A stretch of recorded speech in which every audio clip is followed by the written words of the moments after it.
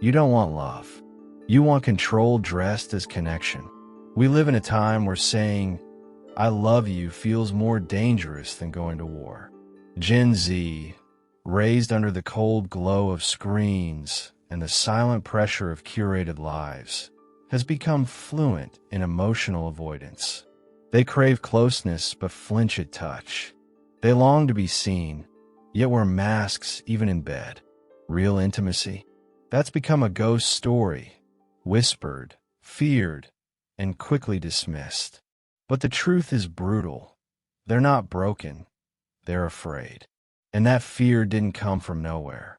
Carl Jung warned that what we repress doesn't disappear, it controls us. And right now, a whole generation is being controlled by an unconscious terror of being known. The shadow is no longer hidden. It's viral. Trauma, detachment, ego defense, they've all become part of the love language. But this isn't the end. It's the beginning of something far deeper. Because buried under that fear is a force more transformative than any algorithm. The reawakening of the self. In this video, we're not here to shame you for shutting down or ghosting someone you cared about. We're here to uncover why you did it. To pull back the curtain on the wounds, the myths, and the inner chaos that make love feel impossible today. If you've ever wondered why intimacy feels so dangerous, or why everyone seems emotionally unavailable, then what you're about to learn might just change everything. The fear of intimacy in modern culture. You ever notice how Gen Z talks a lot about connection, but when it gets real, they vanish like smoke? It's not that they don't want intimacy. It's that real closeness feels like standing naked in front of a firing squad. In a culture dominated by curated profiles and disappearing messages, emotional exposure feels like a death sentence. Vulnerability, once a portal to connection, now reads like a risk report. And who taught them that? A world where rejection comes in blue check marks and silence hurts louder than words. Let's be honest. Intimacy today has become synonymous with danger. Not because love itself changed, but because the way we're wired to respond to it did. So many carry the weight of psychoanalysis-worthy fears. Fear of judgment, fear of abandonment, and the big one, fear of being truly seen. The human mind, when constantly stimulated by distraction, loses its appetite for depth. What was once a craving for emotional closeness becomes a phobia, and suddenly, Gen Z finds safety in emotional avoidance. Add to that the obsession with independence, and you got a recipe for modern isolation disguised as empowerment. They say things like, "I don't need anyone," but deep down the shadow whispers, "You've never really felt safe with anyone." Carl Jung would have nodded knowingly at that, recognizing the repression of the Anima and Animus under layers of ego defense. Real intimacy requires self-awareness, not detachment. But when closeness threatens their autonomy, they pull back, not because they're cold, but because they've never seen emotional union modeled without loss of self. There's also the false belief that emotional intimacy equals weakness. Scroll through any alpha mindset content online, and you'll see the glorification of emotional control, the demonization of openness. Vulnerability is seen as a liability, not the superpower it actually is. And that's tragic, because avoiding intimacy doesn't just protect us from pain, it blocks us from transformation. True intimacy isn't about merging into someone else. It's about seeing them clearly and letting them see you, without the filters, without the fear. So what do you get when an entire generation has learned to dodge closeness? A culture of ghosting, of situationships, of "I'm not ready for a relationship" on repeat. But underneath that avoidance is a deep longing for someone to knock down the door they keep locked. And to unlock that door, they'll need to look inward. Because what they fear in others is often a reflection of what they've yet to face within themselves. And that, my friend, is where things start to get Jungian. Carl Jung and the repressed anima, Animus. Carl Jung didn't just theorize the unconscious. He mapped it like a hidden city. And in that city lives the anima and animus, the inner feminine in men and the inner masculine in women. But here's the twist. In today's emotionally distant culture, these archetypes are often locked in the basement, repressed and ignored. And when that happens, intimacy becomes terrifying. Why? Because closeness awakens these neglected forces, and the ego doesn't like surprises. It prefers control. It wants certainty. But love is neither. When someone gets close enough to touch your soul, they don't just see your charm. They mirror your wounds. And if your inner feminine, anima, or masculine, animus, is undeveloped, that mirror becomes distorted. This is where projection comes in. Instead of relating to the person in front of you, you relate to a fantasy built from the debris of your own inner life. That's why so many modern relationships feel confusing. People aren't relating to each other. They're dancing with ghosts wearing someone else's face. The human mind, without inner balance, turns intimacy into a battleground. You'll find people falling madly in love, then sabotaging everything once it gets too real. That's the shadow at play. That's the fear of merging, of losing control, of being exposed. When the anima or animus remains unconscious, it fuels drama, obsession, or emotional withdrawal. One minute you're euphoric, the next you're cold and distant. Not because love disappeared, but because you were never loving with your whole self to begin with. Integration is the secret Jung whispered through his life's work. The more you consciously embody both your inner masculine and feminine, the less you need others to complete you, and the more capable you become of true connection. Want a practical step? Read The Way of the Superior Man by David Data, or Women Who Run with the Wolves by Clarissa Pinkola Estes. They offer portals to these inner archetypes, helping you cultivate the strength to love without clinging and surrender without disappearing. When we repress what's inside, we demand that others carry it for us. We chase partners to fulfill roles our psyche abandoned long ago. But healing that's split within, the anima and animus dance, isn't just psychological, it's spiritual. And once you start integrating those forces, you'll realize intimacy was never about finding the perfect partner. It was about becoming one. But of course, to do that, you'll have to confront something far more seductive than romance. Persona, ego, and the illusion of control.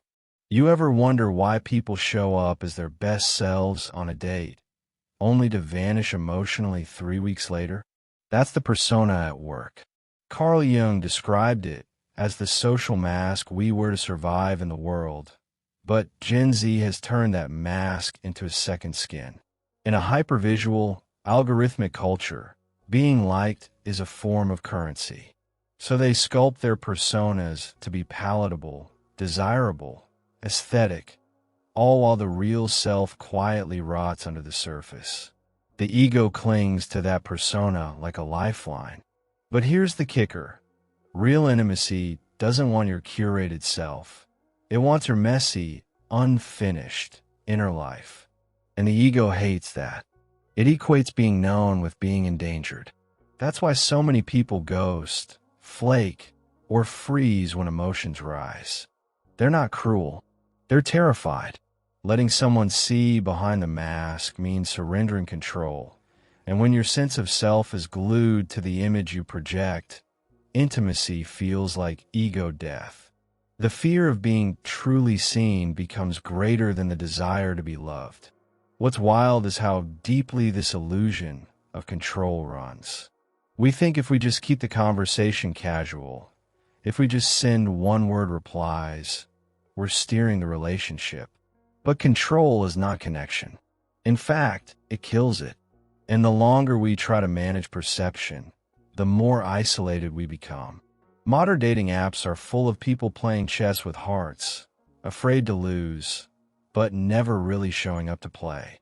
It's a silent epidemic of performance over presence, a fear of depth masked as emotional independence. Want to test this? Try revealing something slightly vulnerable the next time you connect with someone. Notice how fast your mind screams, "Abort mission." That's the ego defense system activating. But leaning into that discomfort is where growth lives. Read The Untethered Soul by Michael Singer. It'll show you how to observe your fear without letting it run your life. Intimacy begins where control ends. You can't rehearse your way into love. You have to risk being real. And when the mask slips, when someone finally sees you, what then? That's when the persona cracks, and something terrifying and beautiful begins. A kind of psychological nakedness. But most people don't stay long in that space. Why? Because the moment we feel seen, all our unresolved pain comes rushing to the surface. Emotional trauma and attachment wounds. Let's get real. Most people aren't afraid of love. They're afraid of what love awakens in them. Beneath the surface of every anxious text, every cold shoulder, every disappearing act, there's a wound. And more often than not, that wound was made long before adulthood even began. Carl Jung called this the inheritance of the shadow, the emotional baggage we didn't pack, but carry anyway. It's the silent influence of unresolved trauma and fractured attachment styles shaping how we love, fear, and sabotage connection. For many in Gen Z, emotional numbness isn't a flaw, it's armor. A shield forged in childhood homes where love came with conditions, moods changed like weather, and safety was never guaranteed. So they learned to disconnect to survive. That disconnection now masquerades as independence, but it's really just fear in disguise. The avoidantly attached shut down when love feels too close. The anxiously attached chase harder when it pulls away. Both are trying to solve an old riddle with modern tools, and failing miserably. Let's say you text someone, they take hours to reply, and your chest tightens. That's not about them. It's about the child in you who waited for affection that never came. These moments aren't just triggers, they're time machines. They transport us back to the original wound. And unless we develop the courage to sit with that discomfort, we'll keep reliving the same heartbreaks with different faces. This is where shadow work enters. It's not just about journaling or talking. It's about remembering, feeling, grieving, and reparenting. Want to do the work? Start with Attached by Amir Levine, or It Didn't Start With You by Mark Wolin. They'll show you how trauma weaves itself through generations like an invisible thread. Practice emotional inquiry. Next time you feel abandoned or overly dependent, ask yourself, whose voice is this really? You might be surprised by the answer. Healing means meeting that scared part of you with the love it never received, and refusing to abandon it ever again. But healing's not a linear path. Some days you'll feel clear, grounded, even euphoric. Other days, you want to shut everyone out. That's not regression. It's resistance. And what resists most fiercely is the part of you closest to breaking through.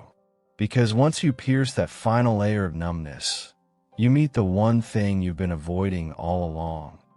Not pain. The collective shadow of a detached generation. If Carl Jung were alive today, he wouldn't need to look into individual psyches. He'd just scroll through TikTok. Because what we're witnessing isn't just personal dysfunction, It's a collective shadow. Gen Z is the first generation raised entirely within a digital ecosystem, shaped by hyperstimulation, performative identity, and emotional disconnection. And while they're often labeled as apathetic or self-absorbed, that's not the truth.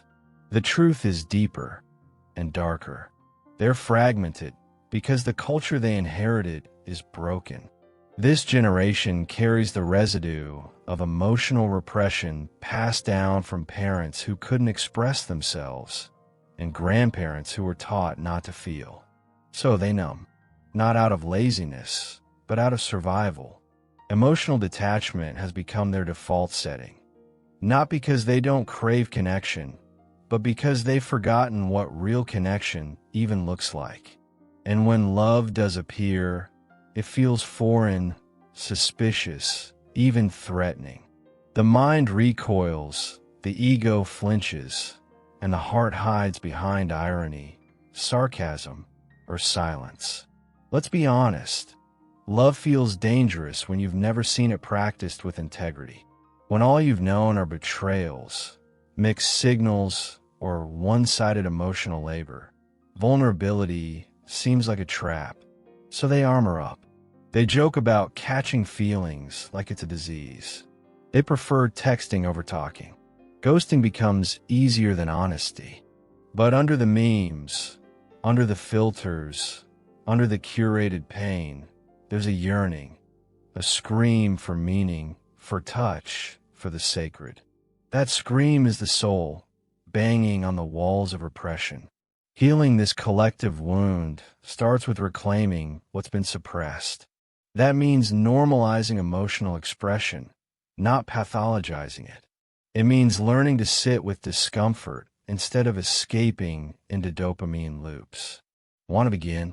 Start by creating one space in your life, just one, where you show up as your whole self. A journal, a voice memo, a conversation with someone who's earned your trust. These acts aren't small. They're revolutionary. They're how the unconscious becomes conscious. And that's the key.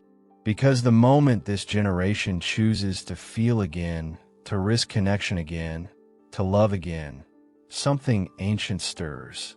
Something powerful. But to reach that point, they'll have to stop running from the one force they've spent a lifetime avoiding. So now you know, you're not cold, you're guarded. You're not broken, you're protecting something sacred. But here's the question no one's asking. How long are you willing to keep love out just to feel safe? Because safety without intimacy is just loneliness dressed in logic. And healing?